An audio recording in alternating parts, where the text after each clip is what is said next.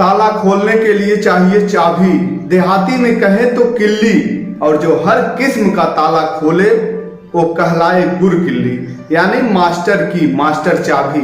दलितों को यह चाबी काशीराम ने थमाई। इसके पहले क्या था कि कांग्रेस ब्राह्मणों, दलितों और मुसलमानों के वोट पाकर सत्ता में पहुंचती थी। सत्ता के शीर्ष पर कोई ब्राह्मण या ठाकुर बैठता था, कुछ दलित को कैबिनेट में एडजस्ट कर लिया जाता था।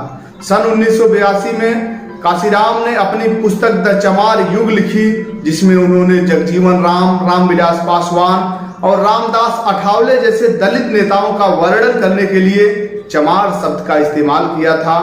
तर्क दिया कि दलितों को अन्य दलों के साथ काम करके अपनी विचारधारा से समझौता करने के बजाय अपने स्वयं समाज के विकास को बढ़ावा देने के लिए राजनीतिक रूप से काम करना चाहिए। जय हिंद दोस्तों, अभिवादन स्वीकार करिए। सौरभ सोशलिस्ट का स्वागत है आप सभी का प्रहरी न्यूज भारत के खास कार्यक्रम महामानव में आज बात करूंगा मान्यवर काशीराम की। 15 मार्च 1934 को पंजाब के रोपड़ जिले के पिरथीपुर बांगा गांव में काशीराम साहब का जन्म हुआ। अब बहुजन आंदोलन से जुड़े लोग इस गांव में बने काशीराम के घर को चंद साहिब पुकारते हैं। चंद का अर्थ होता है घर, साहिब काशीराम के लिए उपाधि के तौर पर इस्तेमाल होता है। सरकारी नौकरी छोड़ अपने समाज को जगाने में पूरा जीवन समर्पित कर दिया काशीराम साहब ने। काशीराम साहब कहा करते थे, अंबेडकर साहब ने किताबों को इकट्ठा किया था और मैं अपने समाज के लोगों को इकट्ठा करूंगा।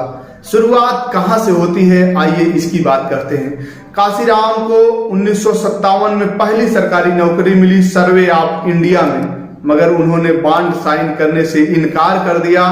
परिवार वालों के बहुत कहने पर, बहुत मनाने के बाद फिर अगले बरस 1958 में उनको फिर से नौकरी मिल जाती है। एक्सप्लेसिव रिसर्च एंड डेवलपमेंट लेबोरेटरी में बतौर रिसर्च असिस्टेंट की नौकरी मिली उन्हें। तैनाती हुई पूना में, अब जो पुणे में है। यहीं पर वह बाबा साहेब भीमराव अंबेडकर और ज्योतिबा फूले के लेखन के संपर्क में आए और उनके विचार बदलने शुरू हो गए। काशीराम साहब एक दिन अपनी माँ को खत लिखते हैं। खत को पाने के बाद उनकी माँ फपक फपक कर रोने लगती है। पूरे 24 पन्ने का खत था, उसमें उन्होंने लिखा था 7 वादा किया था अपने परिवार से, अपनी माँ से। पहला वादा किया था, अब कभी घर नहीं आऊंगा। दूसरा वादा था, कभी घर नहीं खरीदूंगा, ना तो घर आऊंगा ना तो घर खरीदूंगा। और तीसरा वादा जो किया था, जो खत में लिखा था, गरीबों दलितों का घर ही मेरा घर होगा। और चौथा वादा उनका था, सभी रिश्तेदारों से मुक्त रहूंगा। और 5वां वादा उन्होंने किया था, किसी के शादी, जन्मदिन और अंतिम संस्कार में शामिल नहीं हो पाऊंगा। और 6वां वादा था, कोई नौकरी नहीं करूंगा, यह नौकरी त्याग पत्र दे रहा हूं, अब कभी मैं सरकारी नौकरी नहीं करूंगा।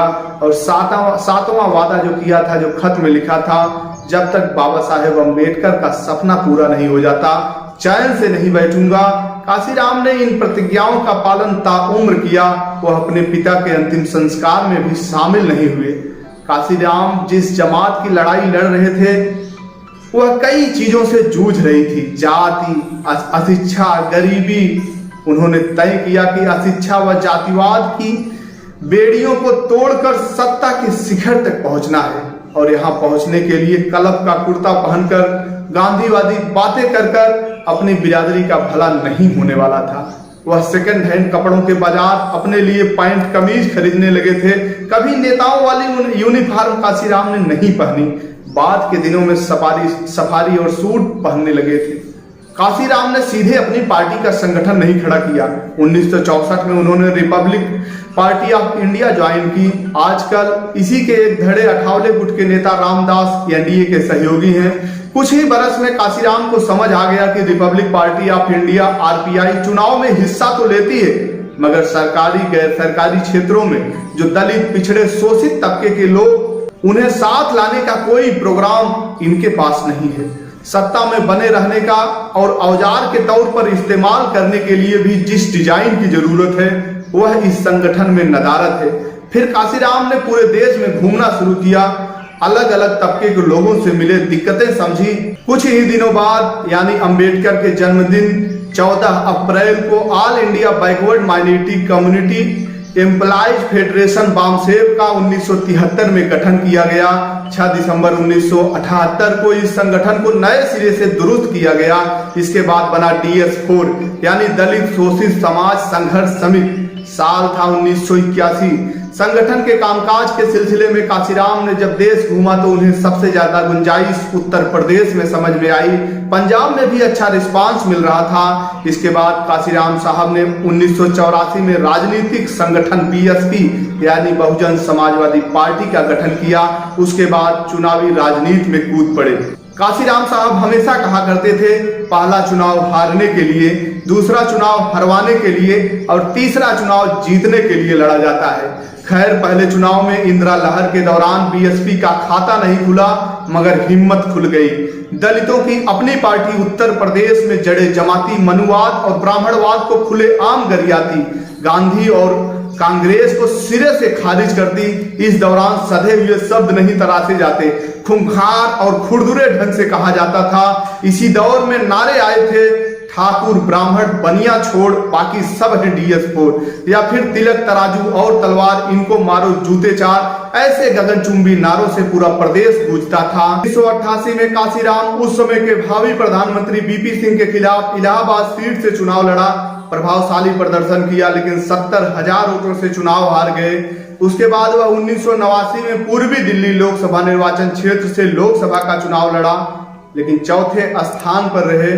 उसके बाद सन 1991 में काशीराम और मुलायम सिंह ने गठबंधन किया और काशीराम ने इटावा से चुनाव लड़ने का फैसला किया।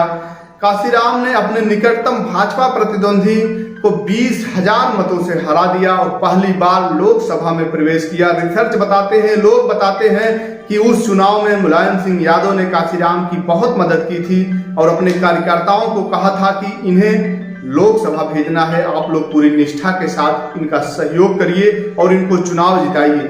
उसके बाद काशीराम ने 1996 में होशियारपुर से 11वीं लोकसभा का चुनाव जीता और दूसरी बार लोकसभा पहुंचे। अपने खराब स्वास्थ्य के कारण उन्होंने 2001 में सार्वजनिक रूप से मायावती को अपना उत्तराधिकारी घोषित कर दिया। आइए बात करते हैं कैसा था मायावती और काशीराम का सामंजस्य। हालांकि BSP अब आधिकारिक तौर पर उन नारों को अपने से नहीं जोड़ती जो काशीराम के समय लगा करते थे, तिलक तराजू और तलवार। काशीराम की शिष्या मायावती समझ गई थी कि कोर वोट से आगे बढ़ने के लिए, यानी जो अपने समाज के वोट हैं उससे आगे बढ़ने के लिए बहुजन को सर्वजन में बदलना होगा। काशीराम 1984 के चुनाव के बाद से तय कर चुके थे कि रस्सी को तब तक आना जाना है जब तक कि सिल पर निशान न बने या निशान न पड़ जाए। इसलिए उन्होंने राजीव गांधी के कार्यकाल के दौरान वेस्ट यूपी में जब भी उपचुनाव हुए मायावती को मैदान में उतारा। एक बार बिजनौर से, एक बार हरिद्वार से और आखिरी में 1989 के चुनाव में इसी बिजनौर सीट से BSP का खाता खुला। मायावती लोकसभा पहुंची। BSP का मूवमेंट लगातार मजबूत होता गया। राम मंदिर और मंडल के दौर में काशीराम ने अपने मूल सपने की तरफ लौटना रणनीतिक तौर पर मुनासिब समझा। उनकी पार्टी ने मुलायम सिंह यादव की नई बनी पार्टी समाजवादी पार्टी के साथ गठबंधन कर चुनाव लड़ा। चुनाव के बाद 1993 में मुलायम सिंह के नेतृत्व में गठबंधन सरकार बनी। BSP के मिशनरी कार्यकर्ता अब माननीय कैबिनेट मंत्री थे। सत्ता के गलियारों में दक्षिण टोला की यह पहली सीढ़ी आमद थी। सन 1993 का सपा और बसपा का गठबंधन बहुत ही निराला था। उस गठबंधन में जिला जालौन का एक किस्सा है। कोच की सुरक्षित सीट से चयन सुख भारती चुनाव जीत कर पहुंचे थे। इलाके के लोग बताते हैं वह लखनऊ टूटी चप्पल पहनकर गए थे। बहन जी ने उन्हें देखा, कहा जाइए अब आप सत्ता में आ गए हैं, नई चप्पल पहनकर सदन में जाइए। ऐसा किस्सा था। ऐसे लोग उस चुनाव में जीत कर गए थे। बहुत ही जो गरीबी देखे थे, जो समाज की एकदम अंतिम पंक्ति में थे, ऐसे लोग सदन में गए थे। काशीराम समझ गए थे कि मायावती ही उनकी राजनीतिक वारिस होंगी। तेज तर्राक भाषण शैली, संगठन की क्षमता और कड़ाई के साथ काडर में अपनी बातें मनवाना। जल्द ही मायावती की यह स्टाइल मुलायम सिंह को अखरने लगी। उधर मौके की तलाश में बैठी BJP के पॉलिटिकल मैनेजरों ने काशीराम को अपनी बात समझाई। काशीराम को तो कब से यही चाहते थे। सवर्णों की पार्टी के कंधे पर चढ़कर दलित की बेटी पहली बार मुख्यमंत्री बनी। साल था 1995। काशीराम के मिशन की यह पहली सीढ़ी कामयाबी की थी। उसके बाद का इतिहास ज्यादातर लोगों को पता है। 1996 में कांग्रेस के साथ बीएसपी का गठबंधन, मायावती को 2 बार और बीजेपी के साथ गठजोड़ कर मुख्यमंत्री बनना, 2007 में अपने दम पर सरकार बनाना पूर्ण बहुमत के साथ, इन सब के पीछे काशीराम की दिन रात की मेहनत, रणनीति और बुलंद इरादे की पृष्ठभूमि है। हालांकि उन पर यह इल्जाम लगा कि आखिर में उन्होंने संगठन को पूरी तरीके से मायावती को सौंप दिया। कठिन दिनों के तमाम साथियों को दरकिनार कर दिए, उनके लिए वह आंखें मूंद लिए। काशीराम का यही कहना है कि मुझे मायावती में ही नेतृत्व दिखा, सर्वश्रेष्ठ संभावनाएं दिखी, इसलिए ही मायावती को पार्टी सौंपी। 9 अक्टूबर 2006 को 75 वर्ष की उम्र में काशीराम साहब का निधन हो गया। व्यक्ति के शरीर में प्राण नहीं होते, लेकिन उनके कर्म विचार उसे पीढ़ियों तक सजीव रखते हैं।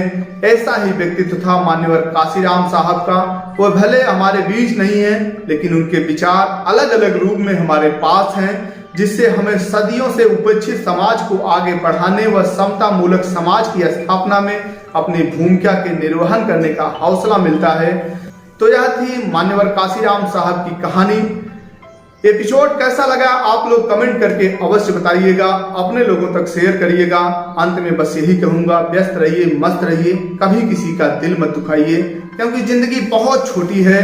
कब किसका बुलावा आ जाए और इस धरा को छोड़कर जाना पड़े, इस धरा पर सब धरा का धरा रह जाएगा।